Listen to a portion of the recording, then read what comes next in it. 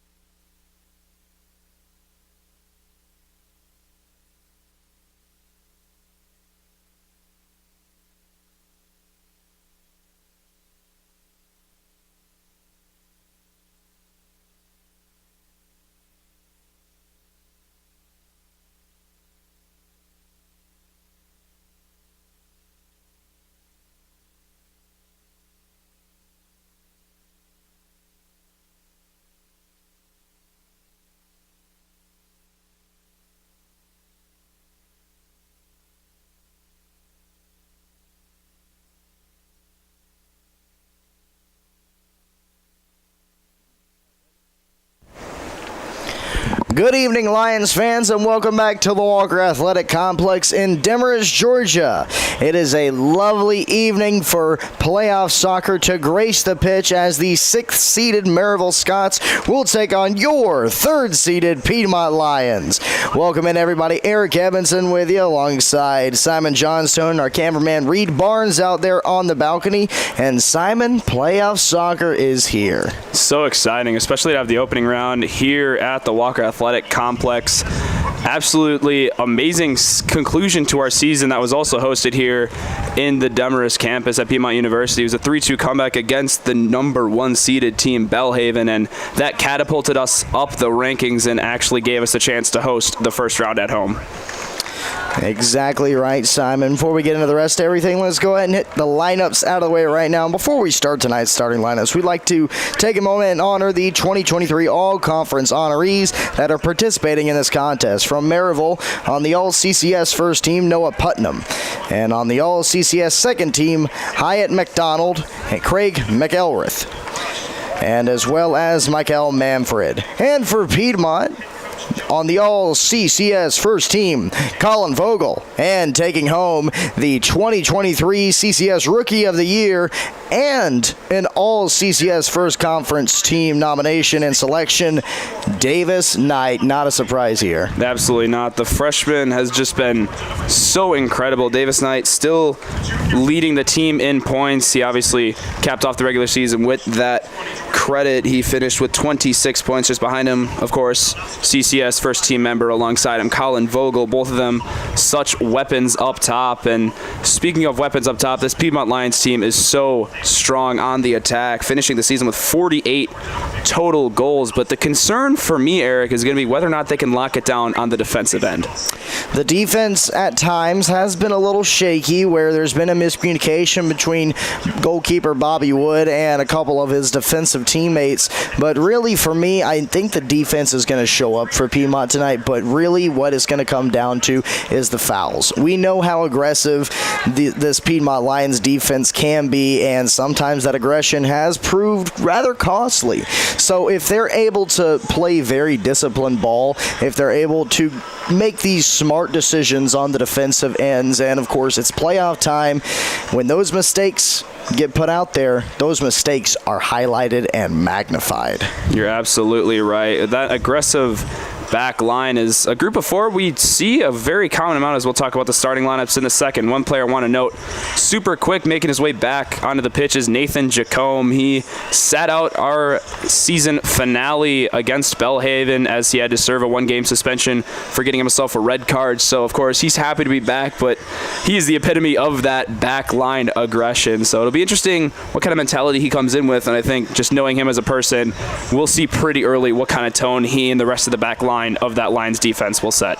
Exactly correct, Simon. Go ahead and get into the lineups for the visiting Maryville Scots. In the net, it'll be Michael Manfred. Jorge Greniel is in front of him. Noah Putnam, Aiden McWilliams, Craig McIlwraith, Tucker Smith, Walker Settles, Grayson Dugan, Will Galler, Hyatt McDonald, and Will Brush. And for Simon, why don't you go ahead and give us how the Lions are going to line up? Well, that 6'4" goalie we've seen do so well throughout the season. Bobby Woods still between the sticks. The back line consists of 2 central defenders. It's going to be Nathan Jacome and Delroy Mattis. On the wing backs are going to be Grant alongside James Cash. And then in the midfield, a great pairing here. You got Jason Ossine, one of the best facilitators in the conference. Alongside him is Muhammad Al-Suwaidi, as well as Ricardo Ruiz. On the wings, you've got Colin Vogel and Christy Pescaro. And then, of course, up top, that freshman, that rookie of the year, Davis Knight. Absolutely so excited to get started here at the WAC. Everybody moving into their final positions. The Scots in all orange, Lions in all white. Whistle blows, and we are ready to go right on the dot at 6 o'clock. And immediately, a couple of pair of headers from Jacome and Ossine. Ball is still in the air. Now it finally touches down on the turf. And Ricardo Ruiz gets into the mix of things, as well as Al-Suwaidi. Vogel passes it back here. Cash on the left side will pass back to Bobby Wood.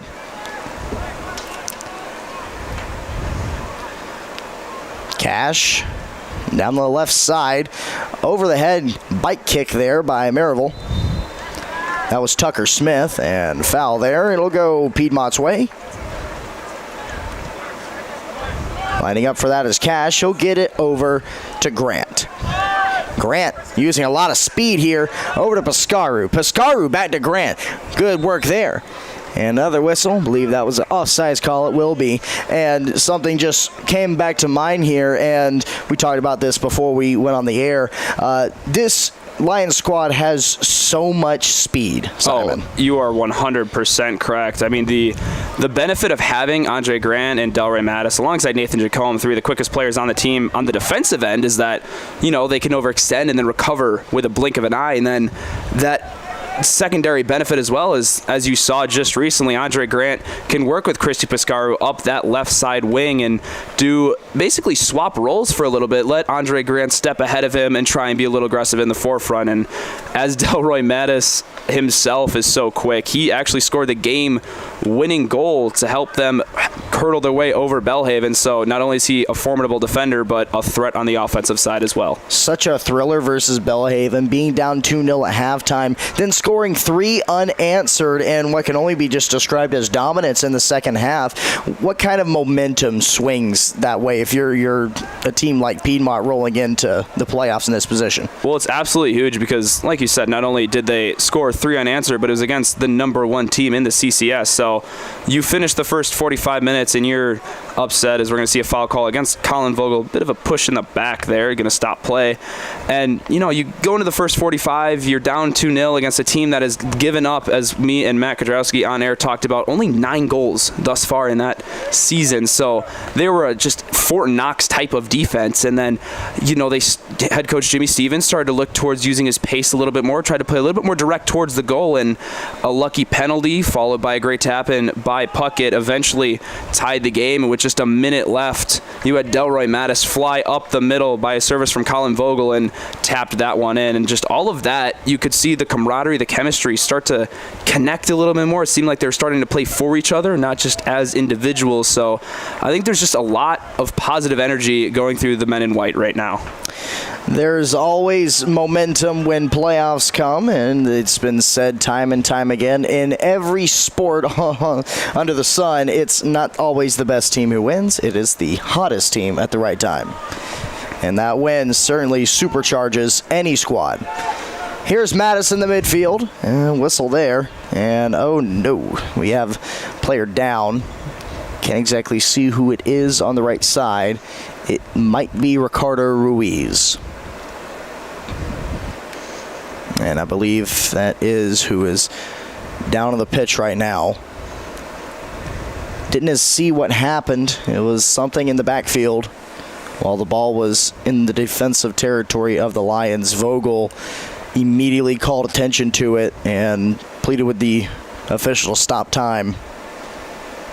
And now not only the physical trainer for Piedmont, but Coach Jimmy Stevens out to check on his player.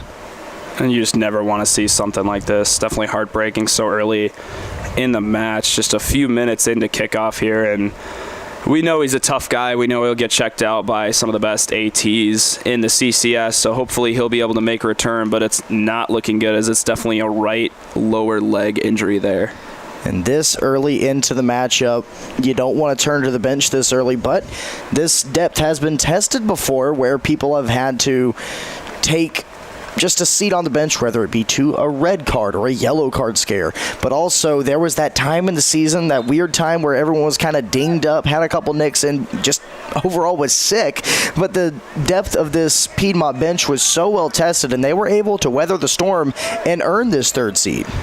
Yeah, absolutely. The depth, definitely one of the strongest factors for the Lions, as James Cooper, the sophomore from Marietta, Georgia, going to hop on in for his brother-in-arms, Ricardo Ruiz.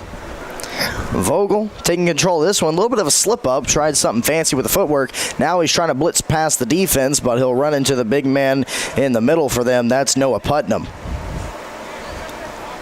Putnam, just mentioned, all CCS first team for his work during the regular season. Davis Knight surveying that ball, seeing if he can find any sort of opening.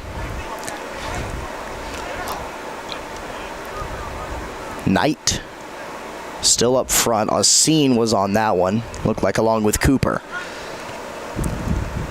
Tough touch there by Maryville, and the ball in the air. Al-Swaidy's going to be over and trying to cover it. This gets past a little bit of the Lions defense, but Grant gets it back to Wood, who promptly clears it to the crest.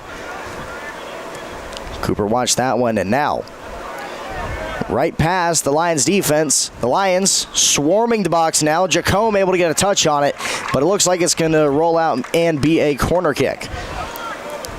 Some very strong passes by the Scots here. They're not exactly clean. They are really booting this ball to each other. Bit of a different strategy so far between the two players, or two teams rather. The Lions look to play a lot more through balls, a lot of leading passes to their teammates. Ball sent in, great header there by Mattis to send the first one out, and Al-Swady clears it there. So, Lions like to play a lot of through balls. That's how they got the game-winning goal with Delroy Mattis. And on the other side with the Scots in orange, well, they play a lot of direct passes. So they try to build up right in front of you and then finally find that seam at the last moment. So it'll be an interesting clash of strategies here tonight. 100% agree. A phenomenal sequence by the Lions there to get that ball out of the box. Great header by Mattis, who brings that verticality. Not only can he get up there with a jump, it also helps that he's up there in height with Bobby Wood. Al-Swady was able to clear that as well, and now wrestling for the ball, it's Davis Knight. He's got 4 members of the opposition against him. Now Knight stealing it away.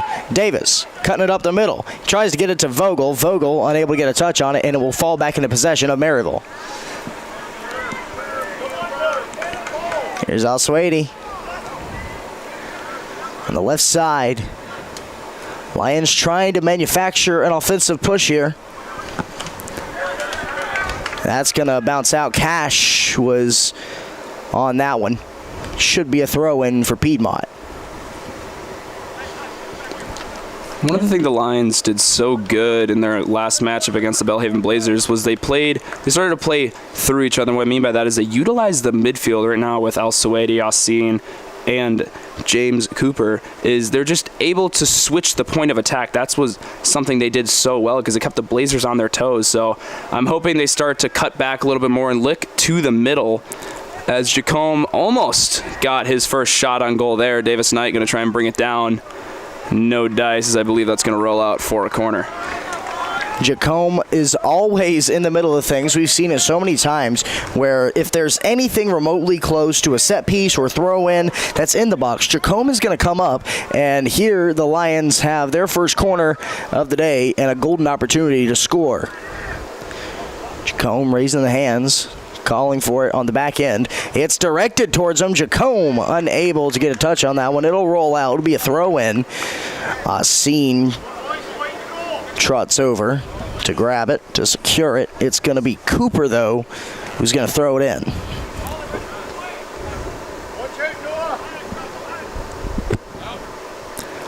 High toss in. Now it quickly finds its way out of the box after Maryville clears it. Asin traps it, gets it back over to Piscaru. Asin with a shot and a tip out by goalkeeper Mikael Manfred, and Asin is no stranger to that play right there, and Manfred almost got caught with his hand in the cookie jar. Yeah, Asin firing that one from about 30 yards out. He's already got 4 goals in the regular season, so he's definitely a threat shooting as well as passing, so you never know what he's got up his sleeve. Corner for Piedmont. It's a little bit wide, a little bit too much on that by Piscaru. Vogel trying to get it into the net from the box. It's promptly cleared by the men in orange, and Grant will watch this one roll out. And he'll go over and ready a throw in. He'll just short toss it over to Al-Suwaidi. Now Muhammad down, trying to find Asin. Asin able to get a touch on it, and he's able to draw a corner kick. What a great job by Asin. Beautiful wherewithal there to just know he can bounce it off the defender and be able to get his team set up for another set piece. And we talked about the speed of the back line with Mattis, Grant, and Jacome, and those two are just constantly setting themselves up because not only they're quick enough to get up and get back, but they can head the ball because they're so tall. Speaking of headers, Mattis gets one right there. Now he's going to try to get it back into the box, but Maryville has a very strong defense and has thwarted every single attempt to this point. Grant, hard hit over to Piscaru.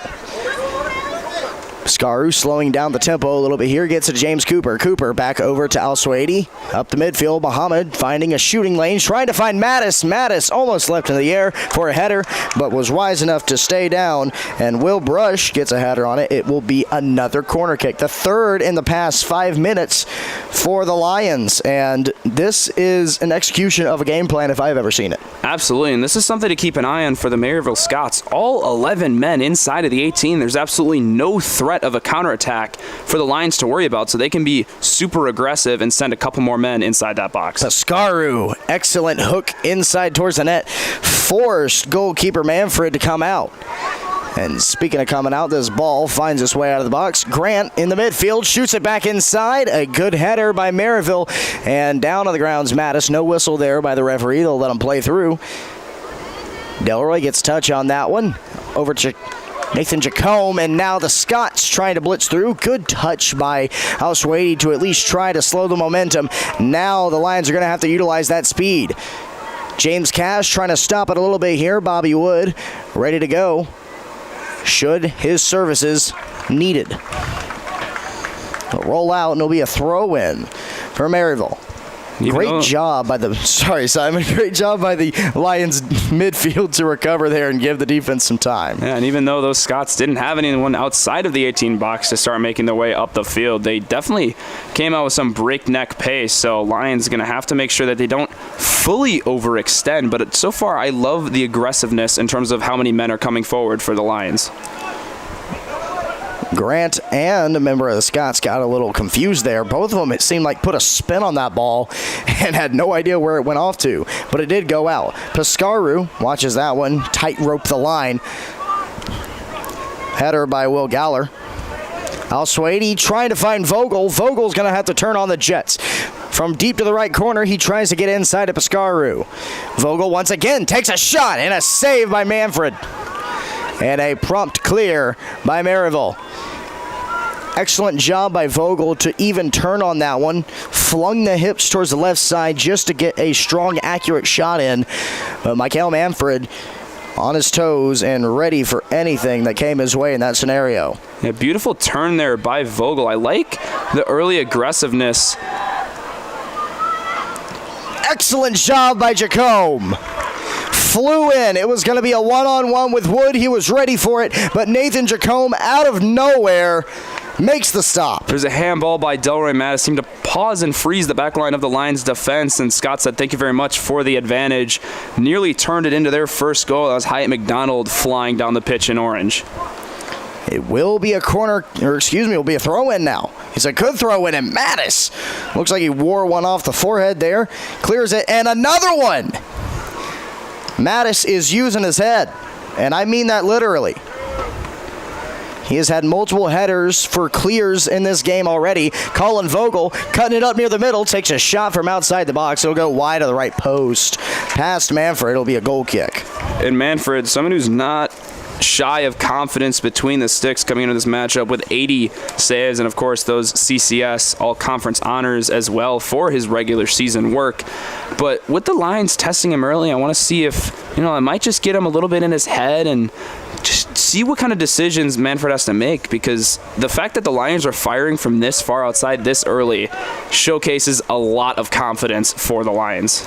This Lions group has shown something that the WAC has not seen in a decade from the men's squad, and that is 48 goals this season. Like I said, that's the most of any of the men's soccer teams from the past decade. So they are looking to continue a historic season, trying to rewrite the narrative here at Piedmont for men's soccer. Knight to Vogel. Vogel in the box, has to win it. Michael Manfred gets a touch on it. It'll spin out, and Maryville goes over to collect it. Great pressure there by Colin Vogel. Scott's trying to turn it on early, but Colin Vogel nearly got the miscommunication he was hoping for between Manfred and the last defender. I believe that was Will Brush, who was trying to shut down Vogel's attack. Al-Swady monitoring. Now Asin, the captain, racing on this ball. Very strong tackle. He gets the ball away, and he's still looking to shoot it past through two defenders. He will. Takes one down with him. Colin Vogel back to the midfield where Al-Swady awaits. The Lions might have a chance to strike now, as Maryville is just now getting all their defenders down. It was meant for Al-Swady in the box. Knight over to get it. Pascaru slowing it down. Davis Knight takes a shot, goes right off the knee, it appeared, of one of the Scots. Mattis is going to track this one. I expect he's just going to hand it off to Bobby Wood. Bobby Wood's calling for it. Or maybe he was saying, oh, no, I don't want it. He was throwing up the hands. Mattis to Muhammad. Long bomb intended for Vogel, trying to win it near the line. He won't be able to. Good coverage by number 29, Will Brush, for Maryville. It'll be a throw-in for them.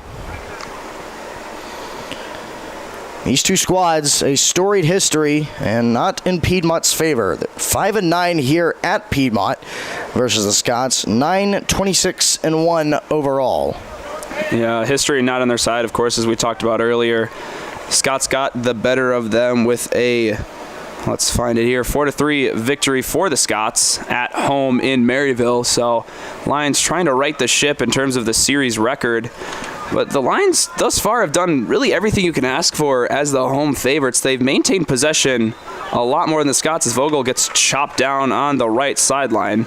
But yeah, the Lions just have done a very good job maintaining possession. They're sticking to their identity, utilizing the middle and servicing some pretty dangerous balls in the Scots' eyes into that Scots defensive third. This is not your alumni's Piedmont men's soccer team, as it's just under 29 minutes, 28:55 to be exact, left in the first half.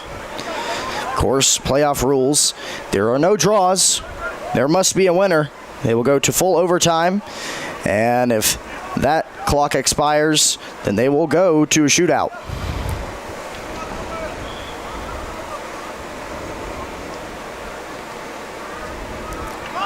Cash Vogel, part of the duo on the left side. Asin tries to get a touch on that one, and it's stolen away by Maryville. Now the Lions are going to have to go back and try to make a stop. Tough tackle by Asin, and there will be a whistle.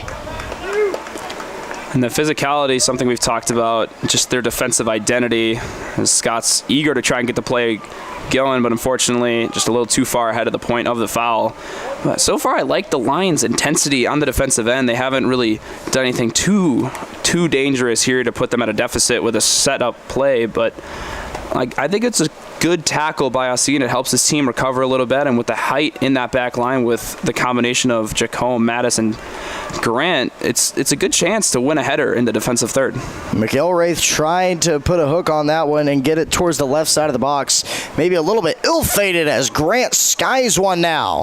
Mattis trying to win the Battle of the verticality. I think he's going to. It's going to be a throw-in for Piedmont. A little bit of a curious shot there by number 12, Craig McElrath for the Scots. He instead went for the left side where it was polluted by Lions. Davis Knight taken down on that one.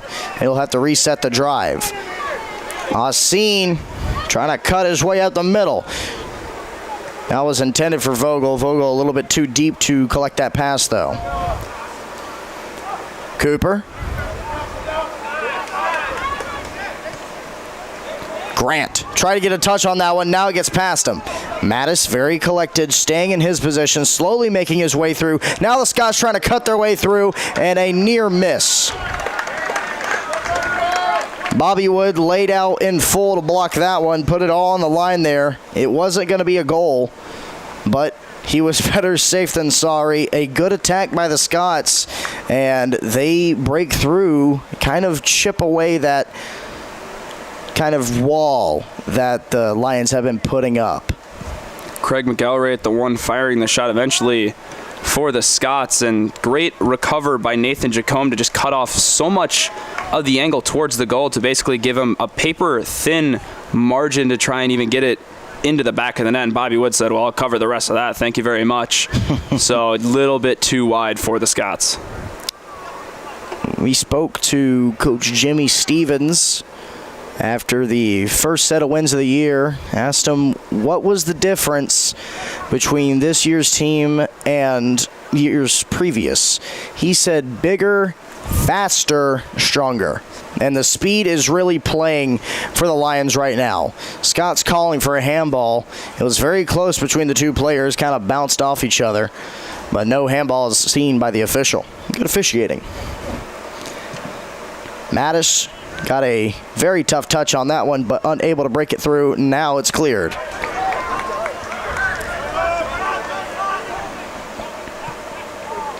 This one goes deep towards the corner. It's going to roll out and be a throw-in for Piedmont. And this has really been like a pendulum. One side gets all the momentum. We remember when Piedmont had those 3 corner kicks. They had so many shots. And now Maryville is really clamping down on the midfield line and just not letting anything through. As you see, Vogel swarmed there. It'll lead to a foul.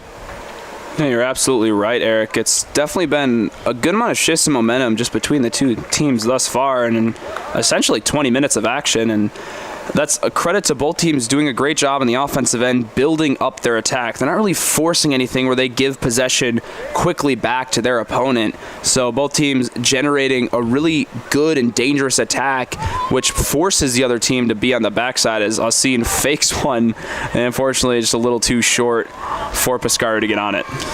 Grant putting him on skates, gets it over to Pescaru. Pescaru trying to keep it in. He did keep it in just enough. Vogel trying to cut his way through, and there will be a whistle. And the referee, the line judge, getting the business. Oh, man. The Maryville faithful is parked out right in front of our broadcast window, and they were not happy about that call. It was very close. Super tight to the line, and when it comes to soccer and out of bounds, only the full ball has to be out of bounds. But with the way, obviously it's a sphere, so it's very hard to see exactly how much on a sideways angle is really going that out of bounds. So always a tough job for the ARs with the flags down the sidelines, and I think that time, from what we saw in our vantage point, seemed to get the answer right. Goes over Davis's head. You know, I'm sure it'd be easier to tell if it's out or not if you're playing with maybe a cube, but I don't think that's good for the sport. It was a little hard to get it up and down that field. Mattis over to Grant.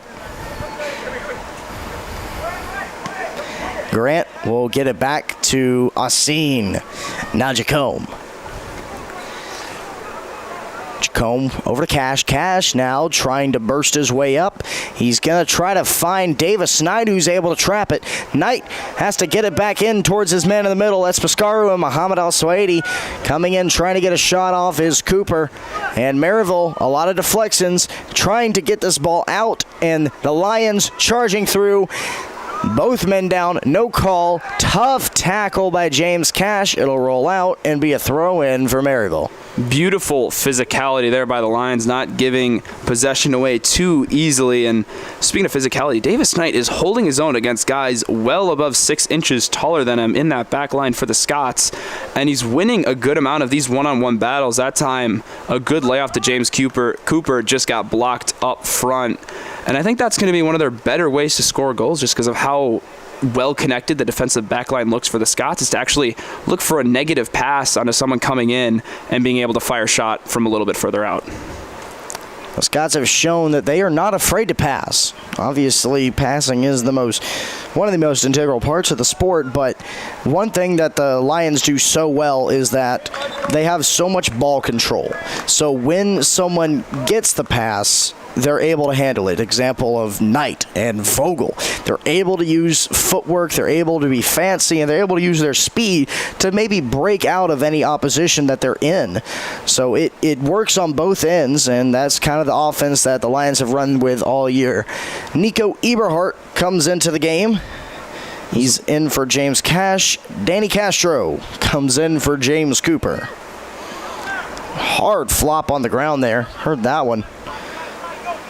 Knees collided with the turf. That was Aiden McWilliams for Maryville.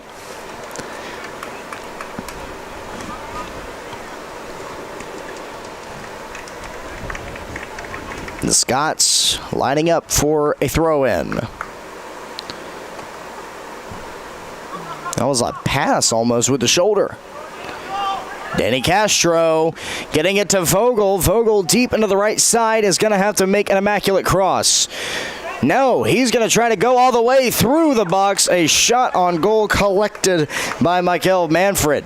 Good cutback there by Vogel. Not dangerous enough to really concern Mikel Manfred. And one other thing we noticed as Danny Castro steps in is Davis Knight's actually going to drop back to that attacking midfielder role. He's going to take a bit more of a passive role, if you will, trying to facilitate and find others. But the other thing he can do is utilize Danny Castro as a point man and follow in behind to fire a shot of his own. And I wonder if that has anything to do with maybe Knight getting swarmed a little bit too much.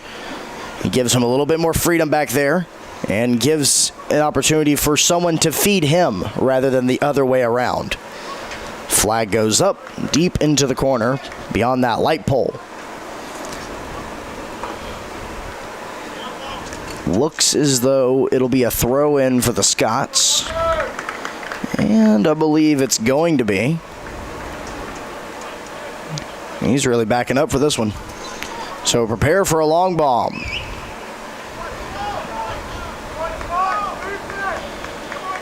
Lions defense setting up. A little low on the arc side, and it's going to find its way out of the box thanks to Grant. Good touch by him. Scots are going to try to keep it in play, and they will. Good tackle attempt there. Able to get a slide touch on the ball. Shot on the goal. It bangs off the crossbar, and physicality erupts in the box. Al-Swaidi gave it all.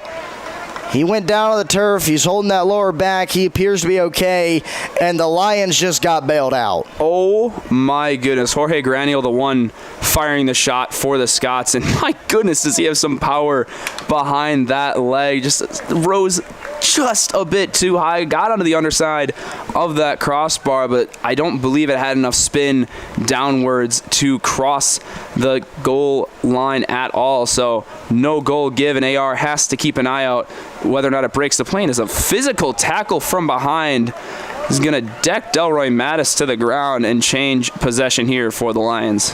Yeah, and sometimes in soccer you like to argue and contest with the referee, but Mattis is not a small guy. Shoving him down it's taking a lot of effort. Keep an eye on Tucker Smith.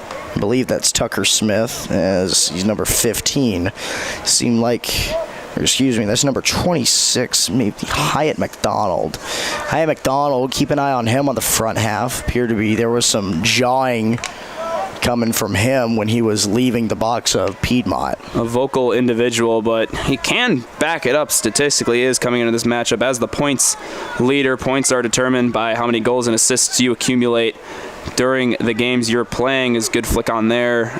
Eberhardt trying to wrestle and eventually gets taken down to draw the foul. Goodness me, play gets extended a little bit. Delray Mattis shutting down the Scott, tell him it's our ball. Yeah, it seemed like they didn't hear the whistle. Or, well, it's playoffs. Everybody's running a little hot. We can understand that. That was Aiden McWilliams, who was the initiator of that foul. Castro trying to get a touch on that one, but it's going to be Piscaru comes over and helps him. Back towards the middle, right to Asin, now to Davis Knight, over to Muhammad Al-Swaidi. Over to Grant now, who finds himself on the left side. Grant deep into the pocket of the right corner. Back to Al-Swaidi. Cross attempt by Grant ricochets directly off the back of a Scott. Mattis going for a shot from way outside, and it will be wide. So it'll be a goal kick. I enjoy the shift of moving Andre Grant over to that right wing back role because he is a predominantly right-footed player, and the nice thing about that is when he goes through Colin Voga, which, I mean, that dynamic duo of pace alone is extremely scary. But when he gets past Colin Voga and he's kind of playing that up-top role more so as Davis Knight absolutely decks down the last man. He looks like he's going to get booked for the first time here.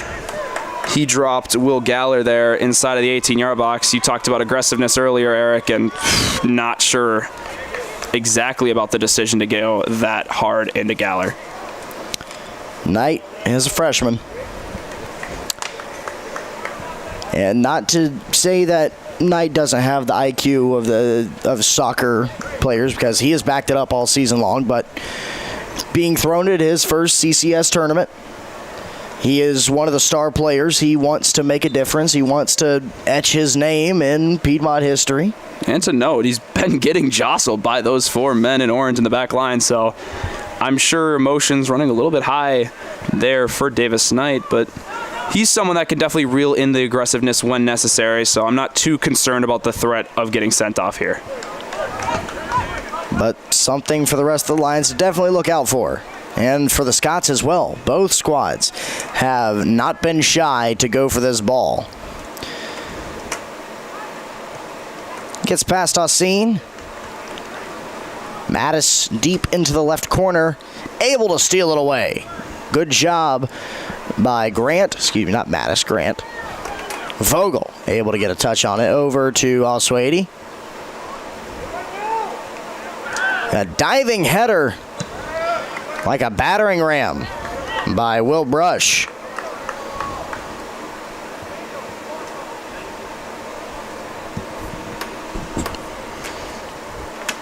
If I'm not mistaken, we might be getting a foul call here against, would it be Castro on the contact? I didn't exactly see which Lion stopped that Maryville Scott header, but leg in the way usually is going to result in a foul. And it will be a free kick. 15:44 left. It'll be Noah Putnam, presumably taking it. Maryville has a substitution waiting in the wings. So Putnam backing up. This one is an arrow shot right to the head of Mattis. Mattis continuing to take this one off the chest. He's running out a little bit of time as more aggression is going to be steered his way. Aiden McWilliams able to make him put it out. Good header by Jacome. And tough tackle there. Eberhardt immediately falls to the turf. Went down clutching a knee, it appears, but he's okay. He pops right back up.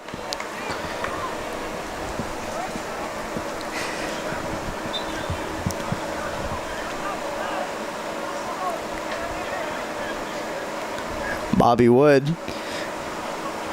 Huge boot. Look out. Castro able to get a touch on that one.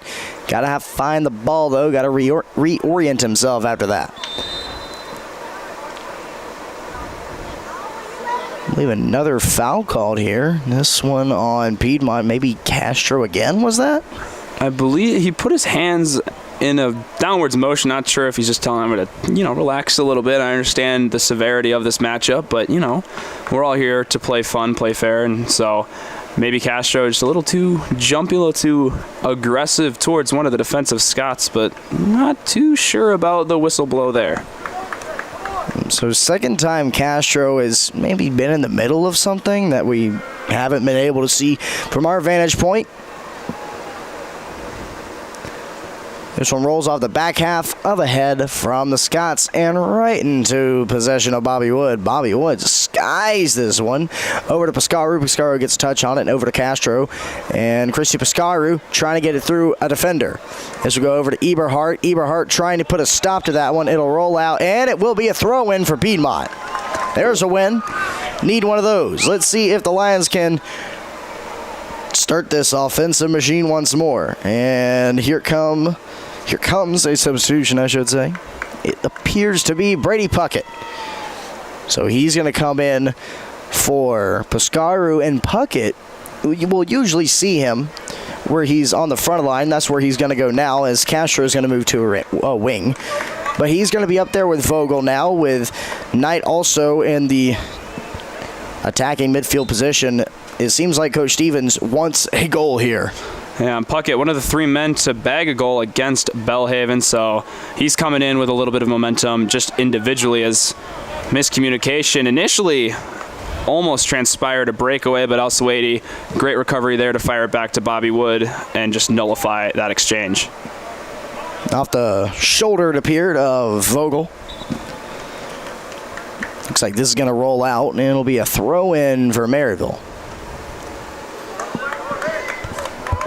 Maryville has showcased some defensive prowess.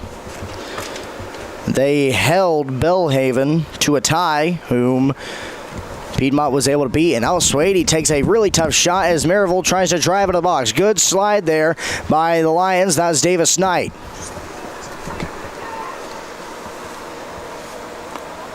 Maryville into the corner.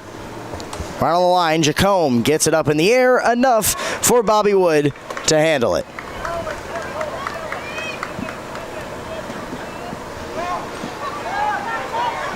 Asin to Vogel. Vogel unable to trap it. It'll roll out, and it will be a throw-in for Piedmont. Grant wasting no time, gets it to Brady Puckett. Puckett unable to get a trap on that one, as it will immediately be contested and put out once more by the Scots, but it gives Maryville time to fill up their box with all their players. Well, almost all. There's a couple lacking behind. Grant a throw in. Knight, a little bit too much curl on that one as it's not straight up in the air, but Castro able to recover onto it. Brady Puckett moving in. Castro also on this ball. Two members of the Lions on that one, unable to trap it. Castro back to it. And it'll sneak through, but not past Nico Eberhardt. Eberhardt now trying to make his way up the left side.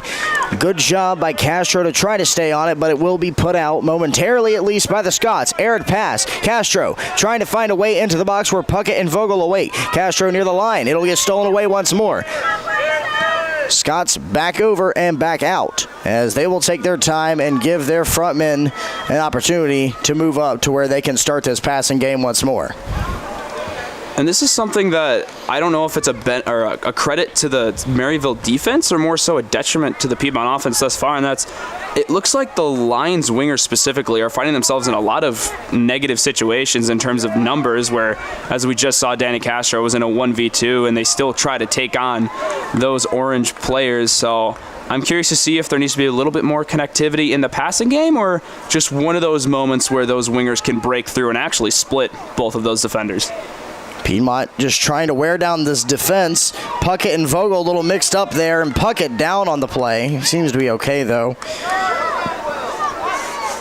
Went down with a defender for Maryville, but it seems like they're both back up. Excellent cross by Eberhardt. Puckett awaits in the box, but it's a little bit too far. Vogel tried to get a stop on that one. It'll bounce out of his path. Asin now down. Al-Suwaidi over to Castro. Castro back inside. Puckett is awaiting in the box. Has to chase it down deep into the corner, and that should be a goal kick. It will be.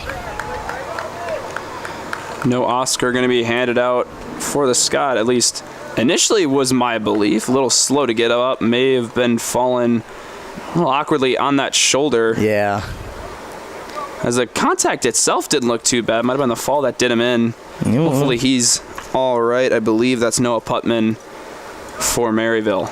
Oh, when you leave your feet, gravity is going to do all the work it can. And it seems like it did there. Hopefully that left shoulder, it appears, is okay. Josiah Tillett is going to come in for Muhammad Al-Saidi. We've seen Al-Saidi banged up a little bit in this game, maybe just giving him a breather and a chance to maybe rest himself a little bit on the sideline, but can't rest too much because you get that adrenaline pumping, and if you do have a nick, if you do have a sore back that you might have tweaked or something like that, that adrenaline goes away, that pain's going to creep up on you. Puckett racing towards the line. It'll be put out. It'll be a throw-in. Eberhardt, here he comes. Over to Castro, a little bit in front of him. It'll roll out once again and be another throw-in.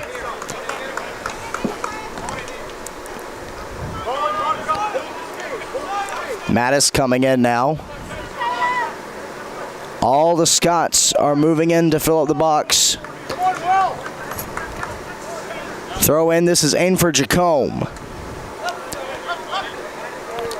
Mattis unable to get a header on that one. Very unusual for him. Tillett over to Castro. Castro able to handle it near the line. Now Castro trying to face off, and it will be a goal kick once more as he's unable to control the ball near the line.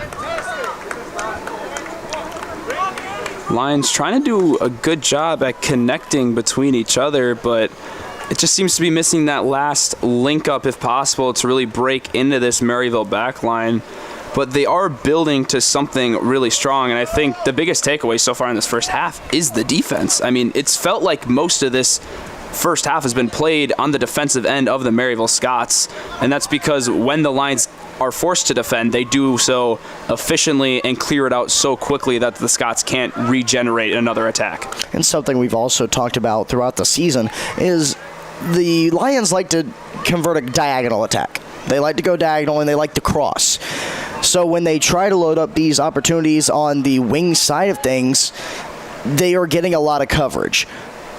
What I would like to see a little bit from the Lions right here as they make a drive here for Castro is maybe get a little bit of the Alcine idea. Just boot it as hard as you can from outside the box. Castro down, no whistle, as it's stolen away once again by the Scots. Eberhardt now having a race. He's quick back there. Mattis is now going to be the target focus. Tackle in the box, and who is this going to be on? Looks to be against the Scots. Interesting interaction between Delroy Mattis and number 27 for the Scots. That's going to be Hayden Tate on the exchange there. And I guess just a little bit too much aggressiveness from behind on Tate. And was the correct call, but both were very aggressive on that play. Puckett having a race to this one now. Puckett has to throw on the brakes and turn back. Brady Puckett eyeing it. Eberhardt, good touch, gets it away. Puckett falls to the ground. He's back up, though. Knight watches it pass him as his captain, Alcine, takes a hold of it. Alcine gets touch. It'll get Jacome. Back to Alcine. It was intended for Eberhardt. Now Eberhardt's having a race to it. He's able to trap it, get to a stop to it, and pull out of it with it. My goodness, Nico Eberhardt.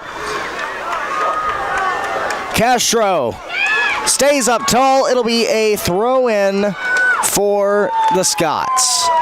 Eberhardt, what the kids say these days, has that dog in him. Someone who just does not stop motoring on the play. I mean, there was basically 3 entanglements all in a row, and he won every single one. He's going to get called there, a little too much force from behind, but I mean, he is such a pivotal substitution for the Lions because he subs in as just a spark plug for that Lions defense with how much heart and how much effort he puts out 24/7. He doesn't give up. If he wants that ball, he is going to get that ball.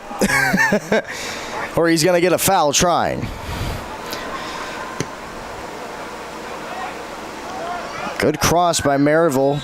And a foul here from just a few yards outside of the box. I believe this is going to be on a scene. No card here, but this could prove dangerous. You're absolutely right. Scary spot. Not only so close to the box, but essentially in the middle of the field when it comes to the width of the pitch. And when that happens, Bobby Wood now has to set up a wall to basically cover half the goal and expect them to shut down any ball going over the top, and he has to take the other side. So super concerning spot for the Lions to be in. If Noah Putman can slot this one anywhere near the top left corner, it could be dangerous. Good wall. It's still danger, though. Got to get rid of this one. Mattis with a touch. Knight with a clear. Crisis averted. And just under 4 minutes now. Good find for Knight as Puckett unable to trap it. It'll get stolen away by the Scots. Ooh, Knight wears one off the head. That happened to me before. It does not feel good. Scene steals it away. Scene playing all the way back now. Finds Josiah Tillett. Tillett over to Mattis. Mattis near the midfield line trying to find a breakaway. He's going to find Nico.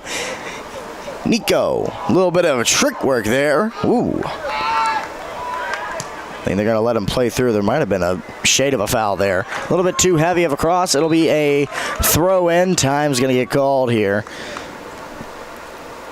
Not sure what had officials pointing to.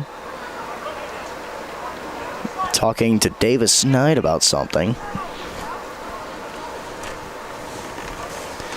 But this one down the line now. And Grant and Jacome. Jacome is just going to clear it.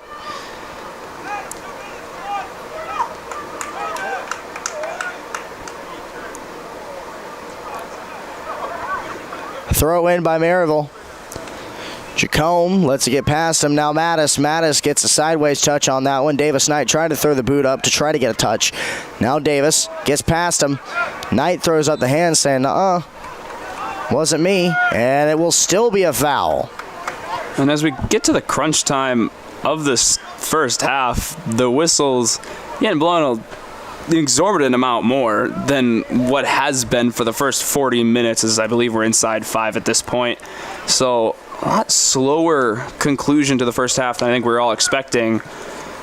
As ball sent in by Maryville, going to clear the heads of everyone and eventually roll out for a goal kick. And there's nothing that can frustrate a player more than an inconsistent officiator. And this official was letting a lot of things slide early on, but it seems as down the stretch he's clamping down. And while that does, set a precedent saying, okay, I can't let this continue, there's been a lot of kind of ticky-tacky kind of things. And what interests me is, we saw, in my opinion, the deserved yellow card on Davis Knight. It was really just an unnecessary tackle in the offensive third against one of the last defenders when he didn't even have possession. And so I view that as kind of sending a message to the rest of the players on the pitch saying, look, all right, at this point, you got to understand I'm not dealing with any more of these little nudges here and there, little jersey pulls. I'm going to start paying a little bit more attention to them. But now it seems like he's gone from super passive to super aggressive in terms of calling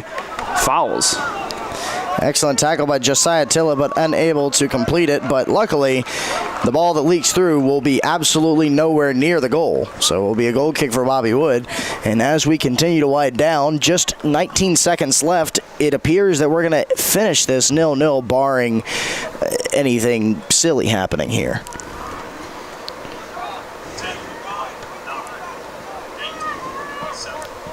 And Maryville takes possession. It'll go over to Nico Eberhardt. Eberhardt takes a one last shot, and that was honestly a really good shot from midfield. That was the greatest service we saw. I mean, Puckett was right on that. Give them 10 more seconds and it could be 1-0. Yes, it could have. But we will finish the first half 0-0. And my goodness, folks at home, you have tuned in to a very exciting first round. Very, very exciting quarterfinals.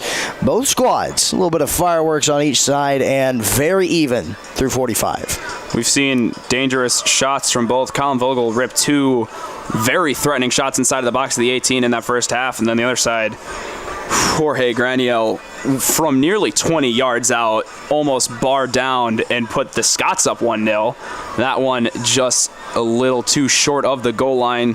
So it stays 0-0 here at the first half, which is actually a score the Lions are completely foreign to. They've never once concluded a game with the scoreline of 0-0. So it'll be interesting what kind of offense the Lions showcase here. And from what I've seen, especially this season, they're a scary second half team.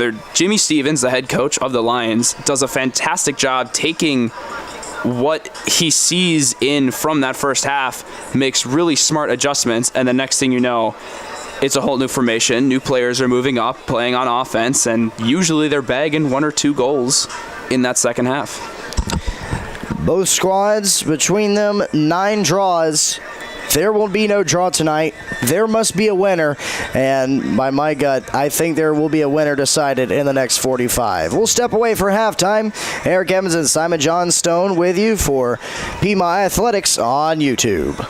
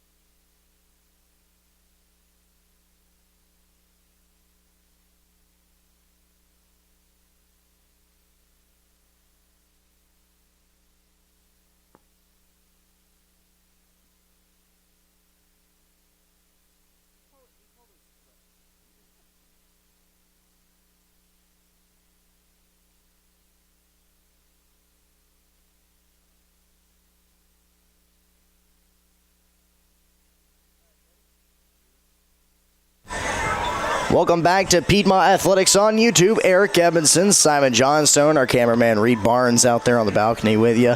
And Simon coming back from halftime.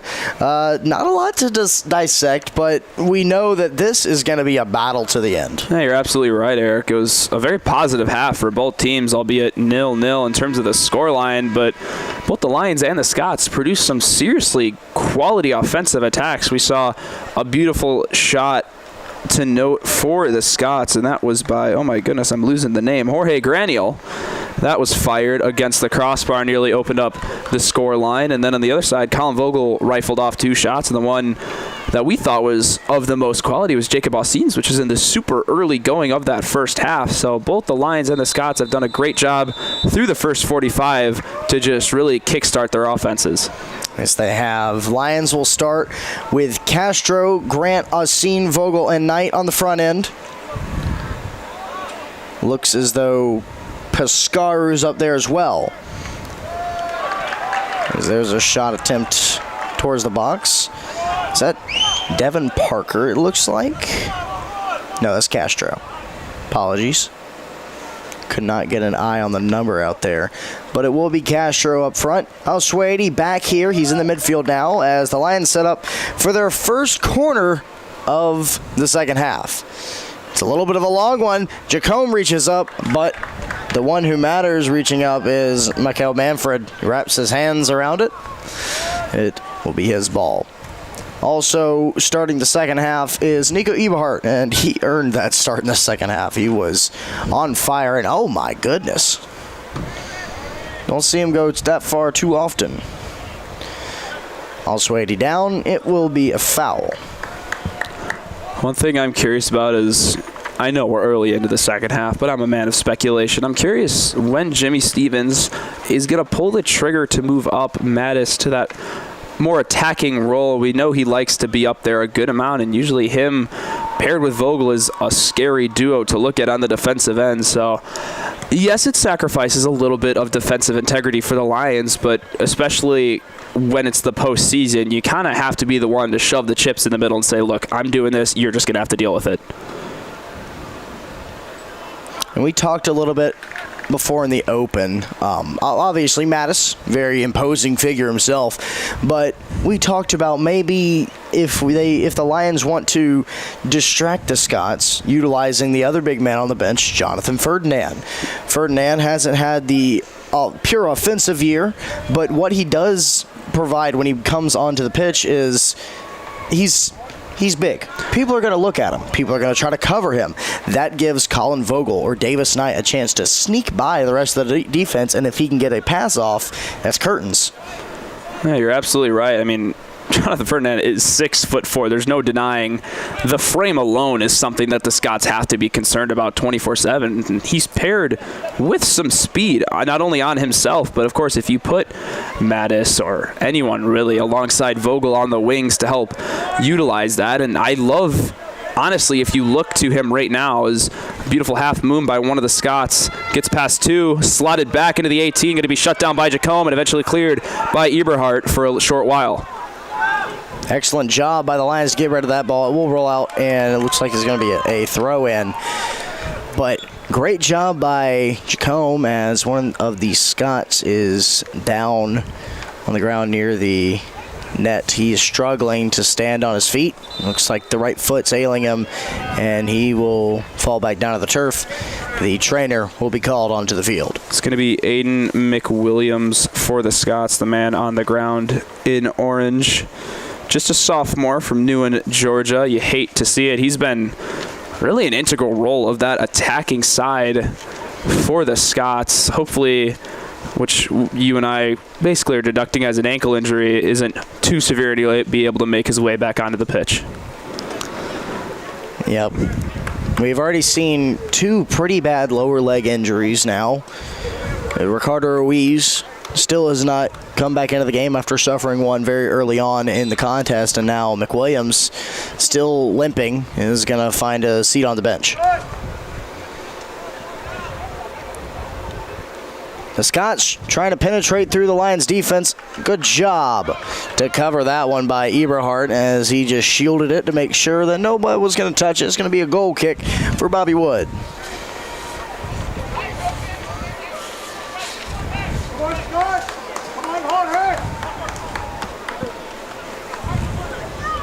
Wood directing traffic as he's done so many times this season and shoots off a rocket all the way down to the field to Pescaru.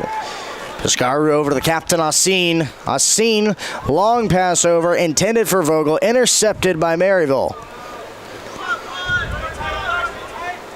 Knight as well as Castro measuring this one. Long pass. Here's Grant in the box. Has to get rid of this one. He's going to put it out. It'll be a throw in for Maryville. And the Scots are laying out an offensive attack very early in the second half. And that's the man you want to keep an eye on in orange, number 26, Hyatt McDonald, the man who leads the Scots in points as well as goals. He has 8 through the regular season, so he's definitely an offensive threat. And I'm a fan of Grant essentially tracking him whenever the ball gets into that attacking third for the Scots.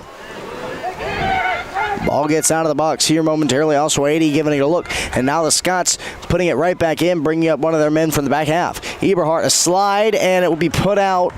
And it's going to be a corner. It looks like the Lions thought as though that ball was touched before it went out by Maryville. But a very dangerous corner attempt looming for the Scots. And the Lions looking to put up the rock solid defense once more. Lions also sending 3 players onto the attacking third, which could generate a counter quickly if the ball is set at the feet. Both the striker of Danny Castro alongside Colin Vogel and Pescara were all at the midfield line as far back as possible to that last defender. So keep an eye out for Jimmy Stevens to really say, our counterattacking is our identity, let's exploit it here. And Vogel, we've talked so much about his speed, he hasn't really had the chance to run wild. He has been clamped down on any chance that he's gotten. Jacome goes ahead and puts the right foot down and shoots it out of the box. Pescaru watches it over his head. Eberhardt, it looks like, flying in and will clear it. This looked promising, but it looks like Manfred's going to get a touch on that one. That was a little bit scary for himself. Now Vogel. This gets past Asin in the midfield, and the pass will be intercepted once more by the Scots. Pescaru towards the middle. Vogel watches. He's going to let the defense make their move. Looks like the Lions at the start of the second half are trying to do a little bit more intentional through balls, not really letting an offensive attack build up, more so try and turn the tide quickly after a mistake by Maryville. And as we talked about, Vogel's speed, Pescaru's quickness, as well as Danny Castro up top. It's not a recipe that I don't like. I mean, it's something that could definitely warrant success, and that was part of the reason why they had that miraculous comeback against Belhaven in that season finale. Manfred is making sure that maybe the flight commission is going to be watching for that ball. Everything he's hit has been, well, from here, looks like nearly up past the light pole. He has skied a lot of them. And there's a foul. This will be for Piedmont. Should say for advantage of Piedmont, to clarify. Asin will be back, and the odds of making it from way back here are slim, but if you can set up somebody perfectly here, and Asin's actually going to come out, so it's going to be Mattis who's going to take the kick. But still, if you can float one to Vogel or Castro, who are setting up where it's going to be down the middle, good curve there, but not enough of it, as the Scots are going to intercept that one. Grant now taking this one away, getting it deep into the right corner. Grant back to Al-Swaidi. Al-Swaidi carving his way up. He takes a shot towards the box. It goes over Vogel's head, and the Scots steal it away. But Grant calling for it. He's going to ask for Mattis for assistance. Back towards the box. Looks like Eberhardt was waiting. Rather, that is Asin, it appears. And Asin, no stranger to the power-packed kick, really let loose on that one. Great rip by Jacob Alcine there. It was a lot closer than I think Manfred wants to admit. He let it go with the assumption that it was going wide, but nearly slotted away into that bottom right corner. Yes, he did.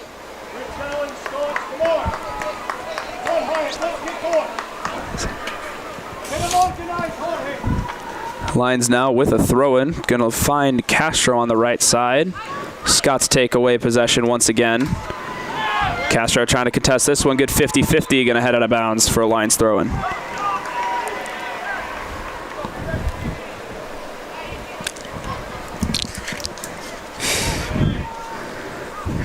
Al-Swaidi able to get a touch on this one. And a foul there. Al-Swaidi is pleading his case. He's saying no, and he is going to be given a yellow. A very tough tackle there. Al-Swaidi unable to come up clean.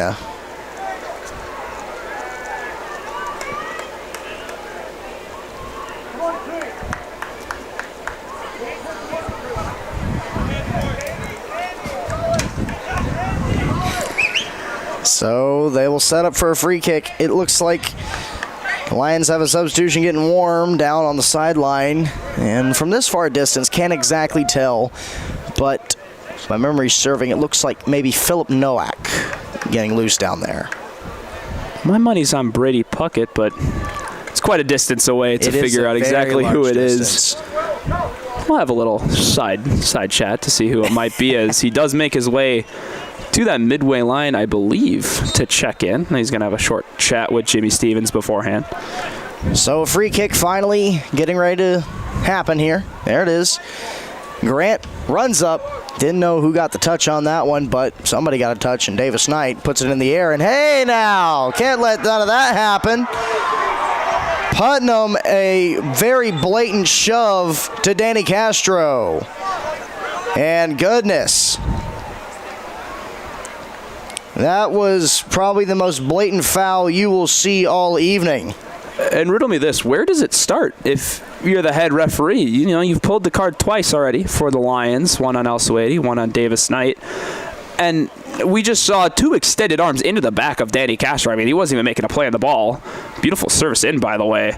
Unfortunately, not going to render anything just yet. Oh, hold on. Davis Knight with a 50-50. Going to roll out for a Lions throw-in. But, I mean, you extend two arms. It's the most blatant intentional foul we've seen thus far. Honestly, between both teams, you could argue Davis Knight. But how does that not make him reach into his chest pocket and pull out that bright, shiny yellow card? Very questionable there, especially since two have been awarded to the Lions.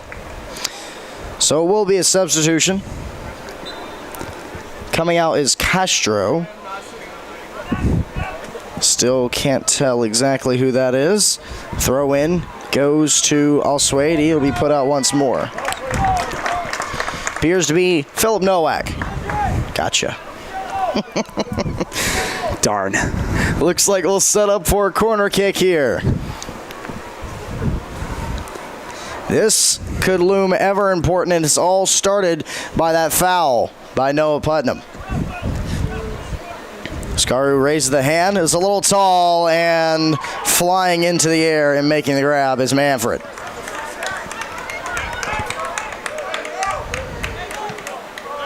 Another high shot.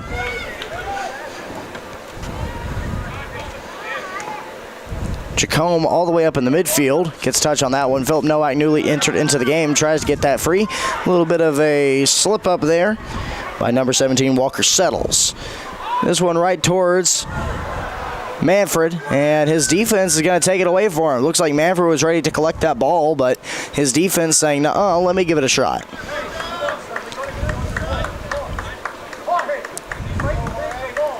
It'll be a throw-in for the Scots.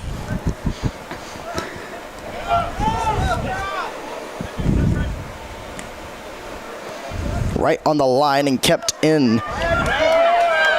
Now down deep left side of the pitch. Jacome able to rattle it free momentarily. Shot towards the middle of the box. Eberhardt, excellent clear. Whistle there. Didn't see who went down on the play. It is Eberhardt.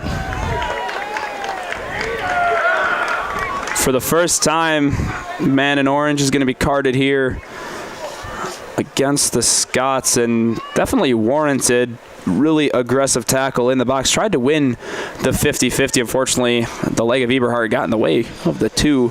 So, deserved yellow card. Just unfortunate for Nico Eberhardt, who's had such a beautiful performance thus far. But he seems to be fighting through it, doing all right on that left backside. Jorge Graniel, the first recipient of a yellow for Maryville. Davis Knight leaps into the air and quickly a little bit off balance there, but he's back to his feet.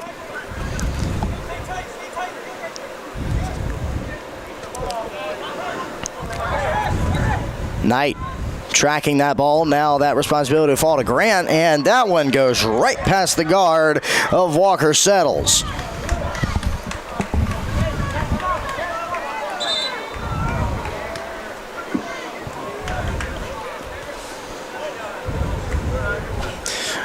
Beautiful catch there by Andre Grant.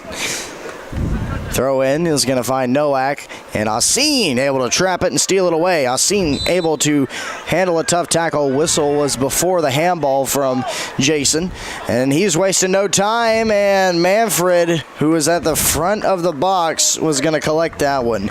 Maybe a little bit rushed there by Asin as Manfred was tracking back towards the net, but he was right there at the right place at the right time. I believe El Suwaidi, the man who was clamoring towards Jason Asin about getting that shot off a little earlier, I think Vogel may have had a breakaway, but as you mentioned, Michael Manfred way off his line, so even if there was a beautiful service to him, there's a good chance two hands would have grabbed that ball before the noggin of Vogel connected with it. Grant watching this one. Trio of Lions defenders sweeping on it. That one nowhere near close, and it will be a goal kick.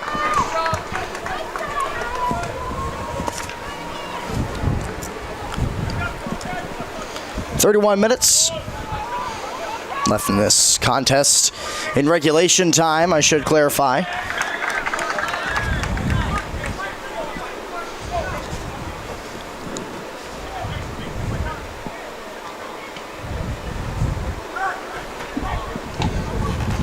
This one on a little bit of a breakaway, but Bobby Wood doesn't really need to move. It'll be a goal kick for him.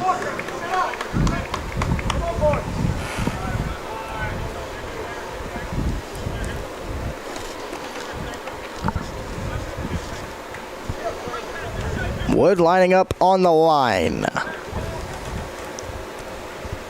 Steals himself.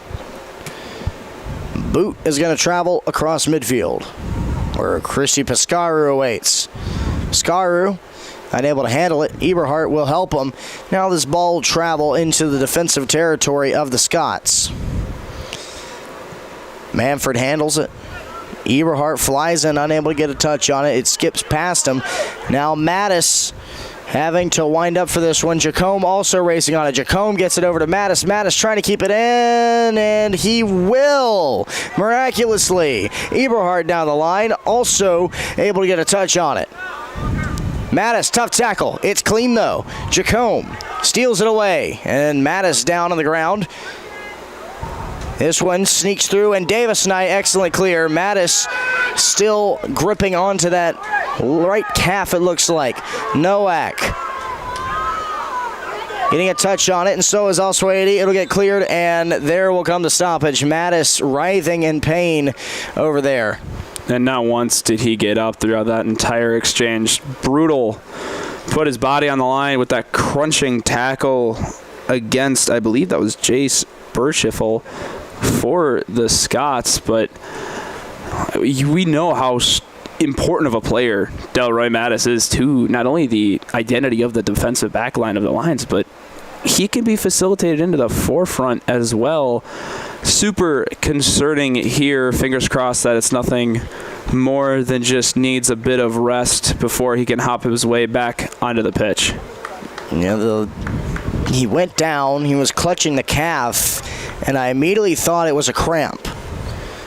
But him still not getting up, even with the assistance from the trainer, is very concerning. He's going to get help from the athletic trainer, as well as Bobby Wood, as he's going to be helped off the field, and it doesn't appear he's putting any pressure on that right leg.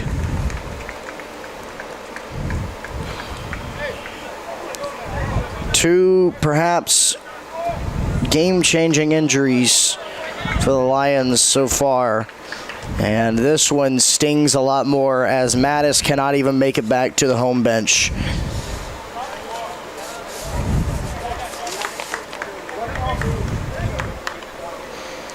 Boris Bosik's going to come in for Delroy Mattis. Aiden McWilliams will come in for Walker Settles for Maryville.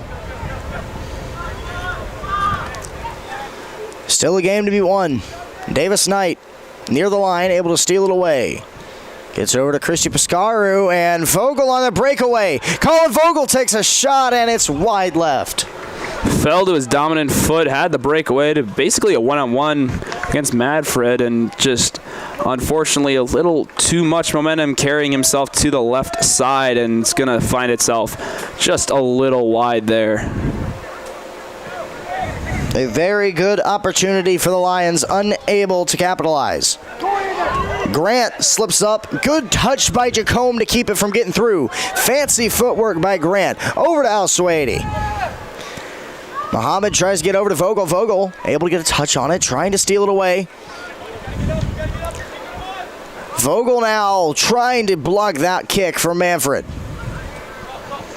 It's going to bounce out, and I believe it'll be a throw-in for Piedmont. It will be. There's been a significant shift in lineups here, just in terms of how Jimmy Stevens wants to structure the lines. You can see Colin Vogel playing the forefront striker role, and you know, Davis Knight still playing in central attack. Good shielding there by Bosik to retain possession. And Danny Castro, I believe, was the one subbed off actually for Bosik. So they shoved Nowak up to the right wing. So a good rotation here, a good adjustment to add a little bit more pace to the absolute top of the formation for the Lions. A little bit of good news before we get deep into play here. Mattis is up and walking around. He has a little bit of a limp on that right leg, but he is on both feet. Scott's threatening in the box. They can't get a perfect touch on that one. It goes off the crossbar. Good touch by Knight to get it out. Muhammad Al-Suwaidi puts the foot down right in front of it. And now on the right wing, or the left wing, they sky a shot, and that is the second time in this game that Maryville has banged off the crossbar, and the second time that they've been unable to put it in, and the Lions have let both of those attempts leak through. Trying to get my heart back in a normal rhythm because it absolutely just came to a sudden stop. My goodness, beautiful layoff there by Graniel for the Scots to set up a beautiful half volley, and just once again, just the tiniest bit too much power separated the Scots from being up 1-0, but now it stays at 0-0. 26:40 left. Still a lot of game to be played here, but if we do go down to overtime, and we do expire overtime, it goes to PKs, and you have to figure that Jason Ossine is going to play a key role in that, as he has been so good at set pieces and taking PKs all year. Brady Puckett as well. Davis Knight steals it away.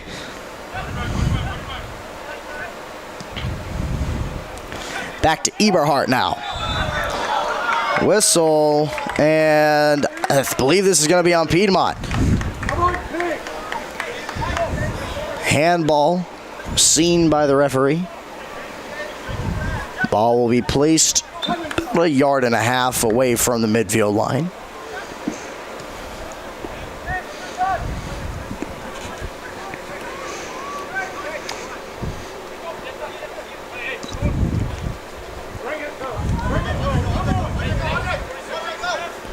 Lions defense trying to stop this drive. Nowak in front of that one. Everybody crowding up the box. And a shot well wide right. And Simon, Maryville has had so many opportunities in this half, and it seems like the Lions can't even get anything going near the box on the other end.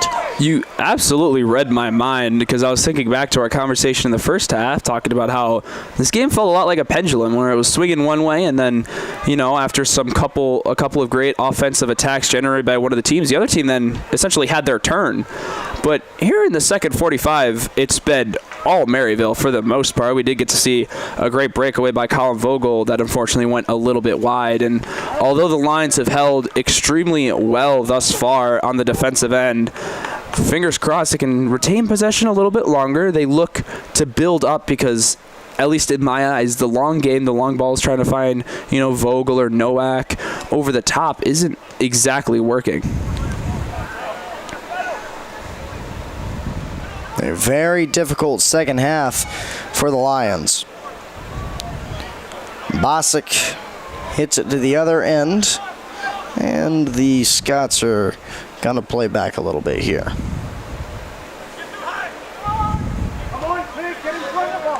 On the sideline, Matt is still being tended to. He's getting tape wrapped around that right leg.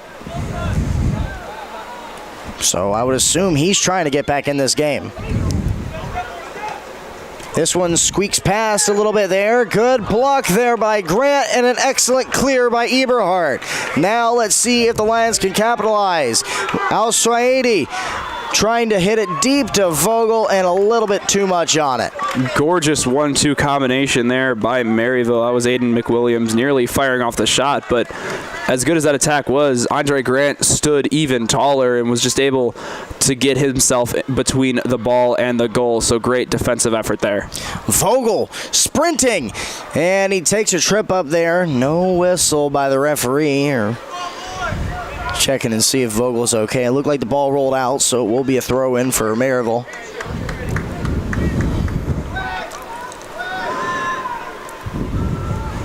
Good job by Osweidy to at least try to trap that one. Leaped up into the air and was unable to keep it. Grant speeding past over to Ossine. Ossine trying to find Pescaro on the outer edge. Pescaro gets a touch, back into the box, headed out. Davis Knight, and it will be cleared. Eberhardt, long pass into the box, intended for Vogel. It goes off the head.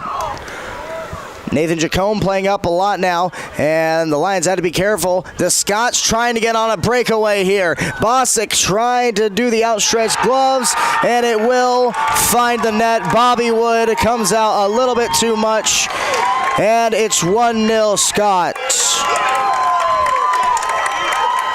Gorgeous counterattack play by the Scots there, and it was all Hyatt McDonald, the goal leader for the Scots. I mean, that flick over, we'll get the assist on who exactly it was in a second, just put him directly through, and Nathan Jacome genuinely just 1 second late to recover, and that ball slided beautifully past the outstretched hands of Bobby Wood in net.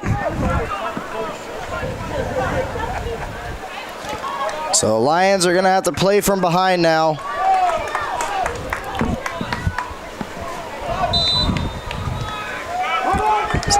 Just 22 minutes left in this second half, so not yet crunch time for the Lions, but definitely becoming a factor is the time, because you're going to have to basically rely on these one-on-one breakaways that have found them so much success throughout the season. So if Vogel can find himself a lane, well, the goal can get knotted up pretty quick. It's just whether or not the Maryville Scots defense, of which has been phenomenal through the first 70 minutes or so, will slip just once to let them through, which is basically what happened to the Lions. A little flick over the top, and next thing you know, it's 1-0 in favor of Maryville.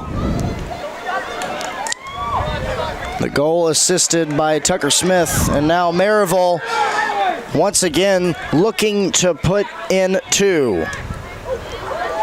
Eberhardt on the right side. This one slips past, and Bosick able to clear it. Davis Knight trying to keep it in front, unable to, as he'll fall down to the ground. Grant steals it away, got to get it away. Davis Knight looking to do that right here. He's trying to find Nowak. Nowak trying to turn on the speed, and Manfred will clear it. It will be a throw-in for Piedmont, however. It looks like Mattis is ready to go in a penny on the sideline. He's standing up over there. So maybe it was just a cramp, but the damage is done right now. Just need to even it up or make sure none else gets through. Vogel tried to get it inside to Nowak, and it's blocked out.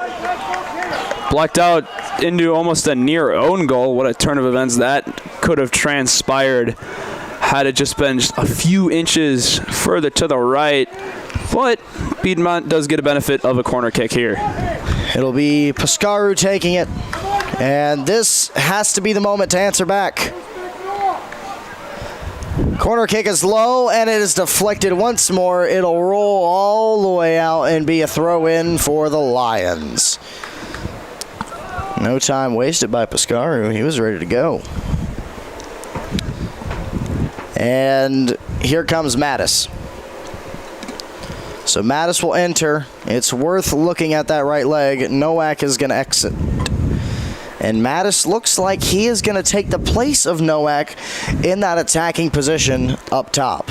That was a recipe for success against the Belhaven Blazers just a few days prior. And if Mattis is back to nearly 100%, which is all we can really ask for after what looked to be excruciating pain he had to deal with, there's a threatening combination over there, but rather than that, it actually looks like Mattis is going to drop back potentially all the way to the defensive midfield. Not exactly sure where he's going to find himself as he's floating in the midfield right now. Either way, like we said earlier, there's a little bit of time left, but in these playoffs, the seconds seem to tick by faster, and you gotta come back here. This has been such a historic season for the Lions, coming back from the cellar and scoring 48 goals. They have the weapons, they have the capability. It's just going to be a matter of putting it to task now. And Davis Knight, maybe it looks like he's shifted back up front. So Grant goes down on that one. So what looks to be the plan for the Lions is Mattis is actually going to play almost a sweeper role in that defensive midfield. Structurally, he's playing defensive mid, but realistically, he's just another member to join the attack. And Vogel's back on that right wing. Davis Knight up top. Obviously, two of the top goal scorers for the Lions and in the CCS, so keep an eye out for those two trying to generate something in the very end of this match. Vogel and Austin wrestling for it. It'll roll out. It'll be a Maryville throw-in.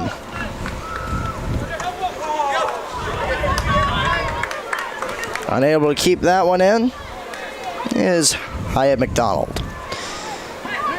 Ball finds a way to get away from Vogel. Mattis able to brave a tackle and try to steer it through. Vogel tries to back foot it to Mattis. Mattis now over to Vogel. Vogel racing deep into the corner. He's able to get a touch on it. Shot back through the box. It will find its way out once more. Al-Swaidi wrestling for this one. Tries to take another shot to find his way into it. And it will be cleared by Maryville. Jacomb's calling for it, and he's going to clear it. Al-Swaidi gets touch on it. Bosick tried to find Vogel. Vogel unable to get there in time, as will be intercepted. Some time called by the referee.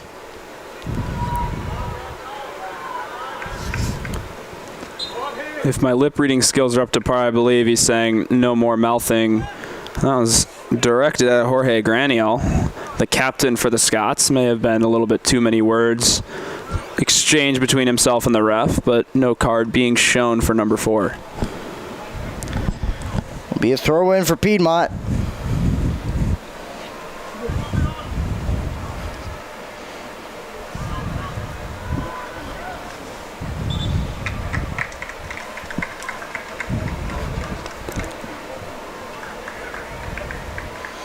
Also, 80's going to come out. Looks like Josiah Tillett's coming in. Come on, Hyatt. Keep them in panic.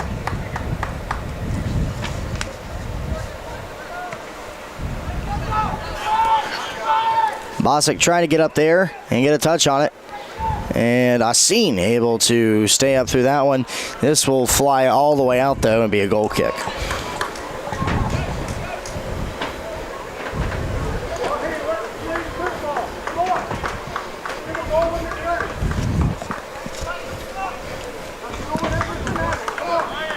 Back is Manfred for a goal kick.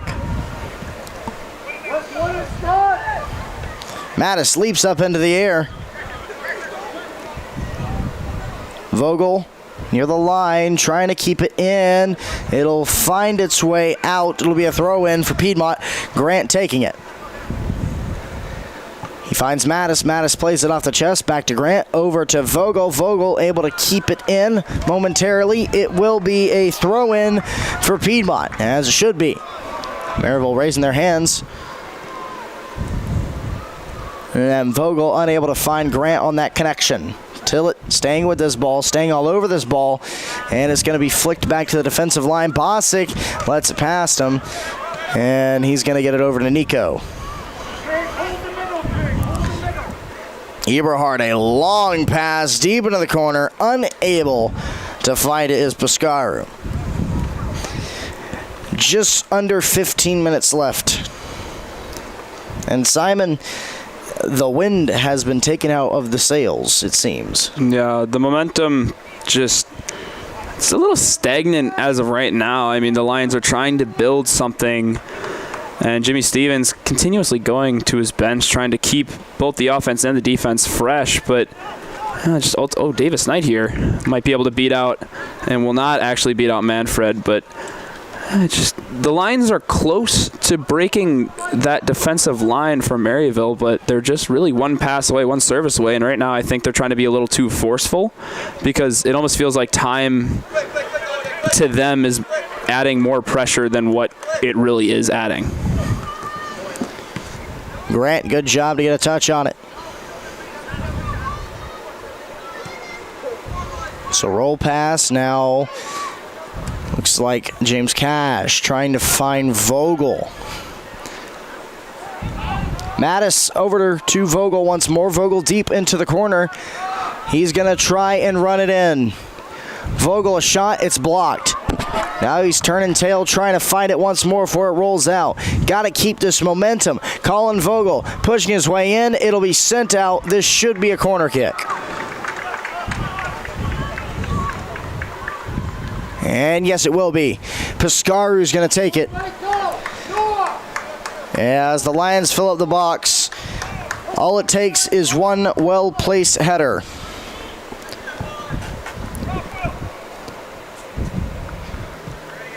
Kick is a little far, got to intercept it, and it will be skied by Davis Knight. I actually thought the header went in from Delroy Mattis, but seemed to be too much of a negative angle back out, and Davis Knight honestly just needed it on target. Unfortunately, not a little, but a lot too high there, and it's going to stay a 1-0 deficit for the Lions. So close, yet so far away for Piedmont tonight. That ball will roll out, and it will be a throw-in. Grant trying to keep it up, and he's going to try to keep this momentum.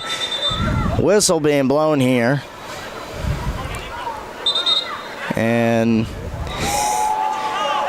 I think referee's motioning he needs to get back a little bit. He's going to get it to Jacome.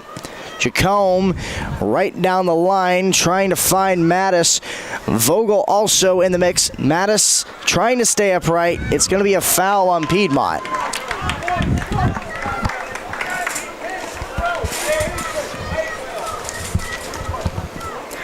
So a free kick for the Scots.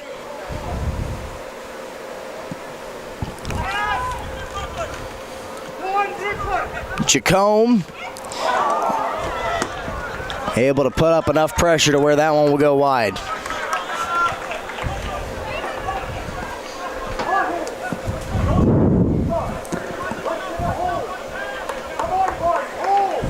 Maryville dropping their structure to basically 5 defenders, if you will. I mean, their defensive midfielders are playing extremely deep, and as Delray Mattis goes up to contest that header, he's going to get chopped down. So free kick here. Lions look to turn the tide and potentially send one into one of their, I think 4 players over 6 foot out there on the field right now. Pescaru is going to be back to take this. I wonder when close is going to be close enough for maybe Asin to take a free kick. Haven't seen him take one. It seems all evening. Pescaru, a little bit of a chip shot. It's flying into the box, and it's going to be well wide on the left side.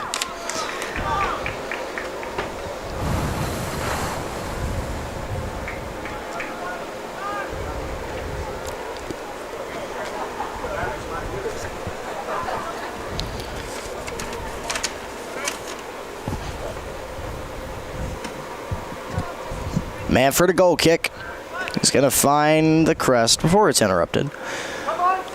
Asin to Knight.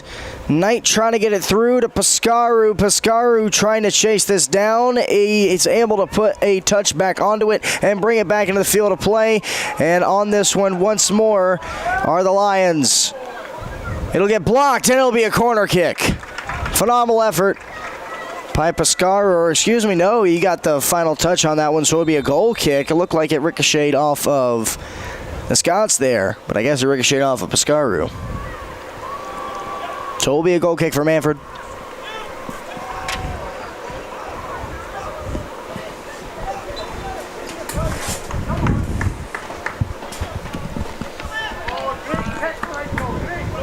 Eberhardt able to get ahead on that one, so is Asin.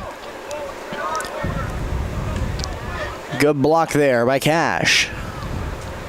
Pescaru puts the brakes on that one, trying to give Davis Knight an opportunity to come in and take it away. Mattis in the midfield watches it past him, and now the Scots trying to manufacture a run. They're driving down towards the deep left corner. They're in the box, and Bobby Wood throws up the hands and makes a save. Just under 10 minutes left of play here. Lions going to need to still try to link up to each other. They can't just play it through, but I mean, we're getting to the point where it's all or nothing as another ball sent to Colin Vogel a little bit behind him, and it's going to be a turnover. Asin charging on that ball, trying to yank it away, and it's going to be a foul. And Asin given a yellow.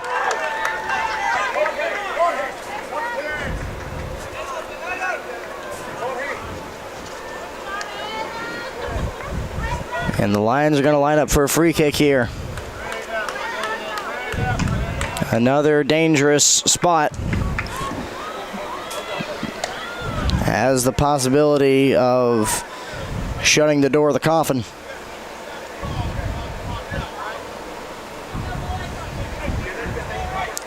Lions still trying to stay within striking distance. They've been such a good second half offense all season long. Shot by Granule, and Wood is over to get it after a ricochet. Bobby Wood well into the air. He's going to find Davis Knight. Davis Knight able to come up away after that one-on-one, and Manfred is going to come out of net and make the grab. A little bit too far of a pass by Davis Knight. Heads up in the crowd. Oh, goodness. You got that, Reed? He just missed it.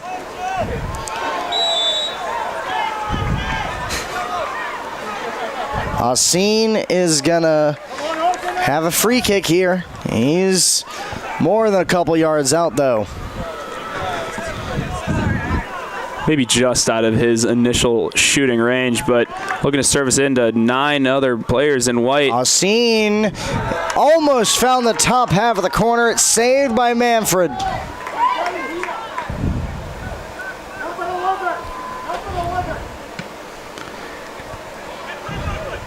I'd say give Asin every chance for a free kick from this point on. That was on target. Just ran into some interference by the goalkeeper. Mattis takes himself and a member of the Scots to the ground. Eberhardt racing down the line. tries to find a shot to the box where Vogel awaits. Back out now, and Bobby Wood's going to have to fall back to the net. Jacome is racing on this one, trying to utilize the speed. A tackle there, and I believe it'll be a foul on Nathan Jacome. And it's going to be more than a foul. It's going to be a yellow card. I think Jacome just got blessed by the good graces of this ref, because on a breakaway one-on-one with no one else within a 20-yard radius, I am appalled that that was not a red card. Of course, Jacome and all the Lions fans are happily going to take it. He's such a pivotal piece to this defensive structure, but my goodness, what a chop by Jacome to shut down that offensive stretch. But there's still some work to be done. Free kick in a very concerning spot for the Scots. A missile drop kick from Jacome will stop the momentum for the moment.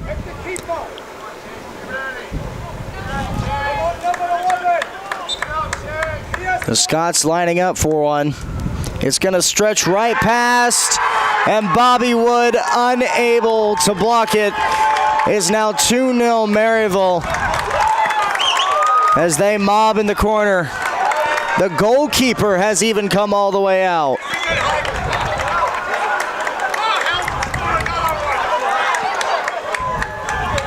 And Piedmont, with 7 minutes to go, they're down 2-0. In a season where they scored 48 goals, something that hasn't been seen from them in a decade, they are being silenced tonight by Maryville, who came in as a 6th seed after a rousing victory against Belhaven. They've struggled to put anything up tonight.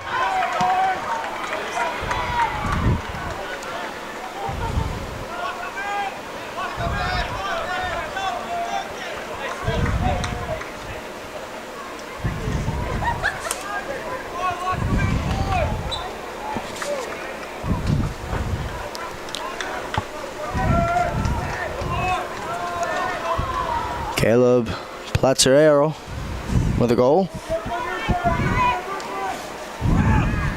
Eberhardt working his way up the middle, trying to find his way into the box where Mattis is waiting. Mattis trying to get a header and keep that ball in at all costs. He's unable to.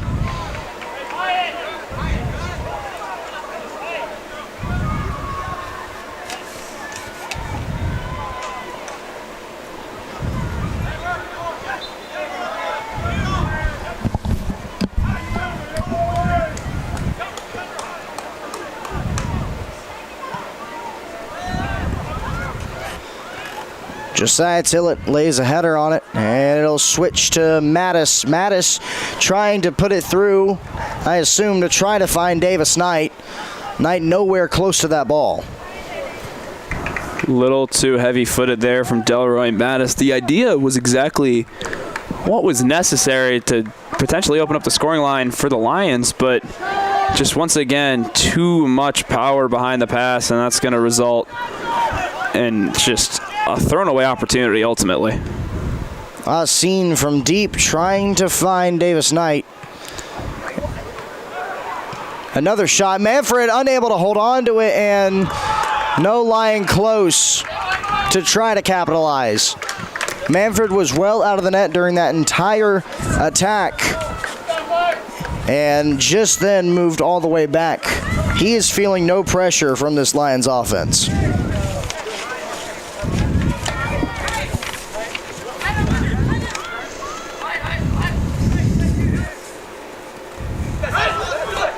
Be a throw in. Grant to Vogel. And now the Scots trying to find their way on a breakaway. And that one just a little misdelivered. It will be a goal kick. Just under 5 minutes left. 4 minutes and 30 seconds left in this contest. 2-0 in favor of Maryville. Mattis watches that one roll past him way up the hill It'll be a throw-in, and all hands on deck for the Lions, trying to keep this clock from burning out and use every opportunity. A shot deep into the box is cleared out by the Scots, a movie we've seen many times tonight. Can't say it enough how good the defensive structure of the Scots has been. As Vogel, shoulder to shoulder, Russ going to let them play on. Shot fired. Manfred had a lot to do there on the defensive end. Was able to parry it away and eventually give the Scots a throw-in. My goodness, nearly an absurdly incredible change of tides there. Vogel has been on that right wing, and he's been unable to really get anything fed to him from up the middle. The Scots game plan coming in today was, after a half, crystal clear. Suffocate Vogel and Knight. That game plan has worked to perfection to this point. Eberhardt trying to go in and attack that ball. Ref's going to let it play through. Good job by Alcine in the midfield to push through and collect it once more. Eberhardt takes a tackle, and now Maryville on a breakaway. Alcine, a tough tackle. Referee is letting this all happen in front of him. Davis Knight takes a shot, and it's deflected by Manfred. Gorgeous rip by Davis Knight. You just have to think it was a little too far to really threaten Manfred, but about as good as a shot as you could have produced. And it looks like a card or either a warning. It is a card. Has been issued to the head coach of Maryville. It's Pepe Fernandez, a veteran in the coaching world, 35th season here in Maryville. Oh my goodness, quite the tenure for himself. And that one just directly into the hands of Manfred. An absolute no contest. 3 minutes remaining.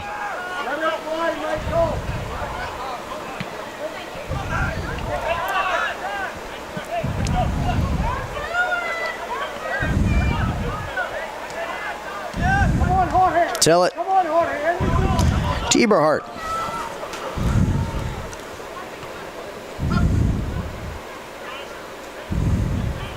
Knight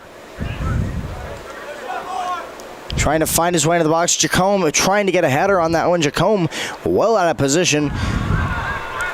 Ball will roll out, and it will be another corner. And the Scots are giving the Lions so many opportunities right now. They have eased off the gas pedal. Yeah, it's essentially park the bus mode for the Scots with the 2-goal cushion rather. As Jacome nearly got the header, and then followed up by a half scissor kick volley. Going to be shut down by the Scots, but corner kick going to be given back to the Lions, so job not done just yet for Maryville. Lions trying desperately to start anything they can with just under 2 minutes left. From the corner, it's high. Jacome leaps into the air, and Jacome finds the back of the net. It's 2-1. The Lions aren't dead yet. They're fighting for their season. And a remarkable job by Jacome, who's tried that on every corner kick tonight. It finally works out with just 2 minutes remaining. And now let's see if the Lions can execute an ambush. The assist by Pescaro off the corner kick. Jacome, a patented play by himself. Seen it so many times this year. And I wonder how much shooting in between each other will happen for the Scots as they just try to park the bus, as you said earlier, Simon. Vogel trying to get it away, and the foul will go Piedmont's way. Alcine setting up right on the line, trying to beckon as much time. Alcine from deep. A little high, it's a little long, and it will be put out. Ball roll all the way out and still be in. The Scots able to keep it in. Attack by Alcine, it'll be out, it'll be a throw-in. A minute left. Vogel now all the way back in the corner trying to steal it away. He'll get it to Alcine. Jason punts it back up the middle. Trying to get it to Mattis. Mattis gets in between his legs. Ball in the air now. Grant having to wait for it to come down. Grant a shove, just trying to do anything to manufacture anything. Austin a deep drive towards the box. Michael Manfred will collect it. And 30 seconds left. Manfred will put this ball as high as he can into the air. It'll bounce out. Andre Grant with a throw-in to Vogel. Vogel gets tripped up. There will be a whistle. It will be a foul. Time will be stopped. And now Bobby Wood comes all the way out of the net. This is the moment. Scene is back for a free kick, about 1.5 yards in front of the midfield line. He raises his hand. A boot towards the middle of the box. A header, and Manfred collects it. And Maryville will come away with a 2-1 victory. A late flame by the Lions was not enough.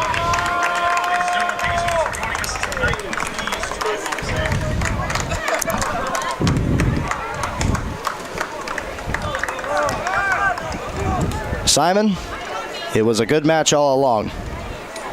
Yeah, this hurts. And, I mean, beautifully done job by the Maryville Scots to come into the Walker Athletic Complex. Of course, the 3-6 seed didn't feel like a 3-6 seed because the point separation between the two were really just 2 points. 2 draws made the difference between hosting as the 3 seed and visiting as the 6th. So, very equal matchup, and we did see that throughout the game. It was as heavily contested as you could ask for when it comes to a postseason matchup. Unfortunately, one slip up initially opened up the score line for the Scots. It was a great flick over, and McDonald, the man who we really just can't talk enough about for the Scots, the man who opened up on a beautiful 1v1 against Bobby Wood to start at 1-0, and then what became the most crucial moment of the matchup was that free kick goal scored later, and they got up to 2-0. They tried to park the bus. Jacome comes in with a great header to show a little bit of sign of life for the Lions, but it's going to be a really tough one to swallow for everyone who's a fan of Piedmont University. If there's one positive takeaway that I can try to get and try to scrape from this, it would be that you're only losing 2 seniors on your entire roster. Now, both of those seniors did see the pitch here today. One of them was Brady Puckett, who had a great performance for a multitude of games throughout the season, and the one that stings a little bit more just because of how his season concluded was Ricardo Ruiz. We saw him go down within the first basically 5 minutes of this matchup, and that was unfortunately the conclusion of his collegiate career. It was a beautiful career he had, a great season for himself, saw a lot of playing time, and he did a lot with what he could do. But as I'm saying, something you could take away, as I'm trying to, fumble this not too horribly, is the core is still there. And 90% of that core are sophomores. So there's still 2 more years with this group where they can gel. And, one of the bigger concerns that we saw in the entirety of the season was, miscommunication. And, just as they continue to play together and as they continue to build, we'll see those little wrinkles ironed out a bit more. And hopefully they can come back stronger and more connected than ever. Exactly right, Simon. Perfect sentiment to end us here tonight. And to back that up, there's a reason you always start building a house with the foundation. It's in place. The rookies, the freshmen are there. The veteran core is just going to get wiser as we continue. But that will wrap us up for men's soccer from the WAC. For the final time for men's soccer, this is Eric Edmondson for Simon Johnson, our cameraman tonight, Mr. Reed, Danielle Percival, her entire great crew. We're saying goodnight from the Walker Athletic Complex in Demers, Georgia. Hope you enjoyed a wonderful and hopefully even more to come, more wonderful moments of men's soccer here tonight. Have a good evening, and as always, go Lions.